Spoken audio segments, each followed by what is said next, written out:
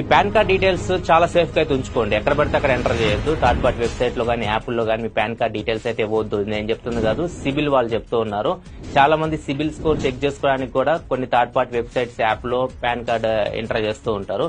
ఇట్లా చేయొద్దని చెప్పేసి చెప్తున్నారు. ఈ డీటెయిల్స్ తీసుకెళ్లి ఏం చేస్తున్నారంటే కొన్ని లోన్ యాప్స్ వాళ్ళ యాప్స్ కానీ వాళ్ళ వెబ్సైట్ కానీ ట్రాఫిక్ పెంచుకోవడం కోసం ఏదైనా పాన్ కార్డ్ నెంబర్ ఇస్తే చాలు. పాన్ కార్డ్ నెంబర్ ఇస్తే మీకు 2,000 రూపాయలు 2,500 రూపాయలు లోన్ అయితే ఇస్తున్నారు. ఎటువంటి కేవైసీ అయితే వీళ్ళు తీసుకోవట్లేదు. Just pan card number enter చేసి ఇచ్చేస్తా ఉన్నారు. సో దీని వల్ల ఏమైందంటే ఒరిజినల్ గా పాన్ కార్డ్ ఎవరైతే హోల్డ్ చేస్తున్నారో వాళ్ళ సిబిల్ స్కోర్ అయితే తగ్గిపోతుంది. ఇట్లా నార్మల్ పీపులే కాదు, సెలబ్రిటీస్ కూడా ఈ ప్రాబ్లం అయితే ఫేస్ చేస్తూ ఉన్నారు. రాజ్ కుమార్ మీకు తెలిసే ఉంటారు, హిందీ మంచి యాక్టర్.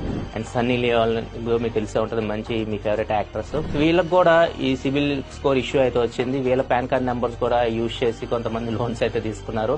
సో వీళ్ళ సిబిల్ స్కోర్ డౌన్ అయింది. తర్వాత సిబిల్ వాళ్ళు వాటిని క్రాస్ చెక్ చేసి వీళ్ళ సిబిల్ స్కోర్ ని స్టేబుల్ చేశారు.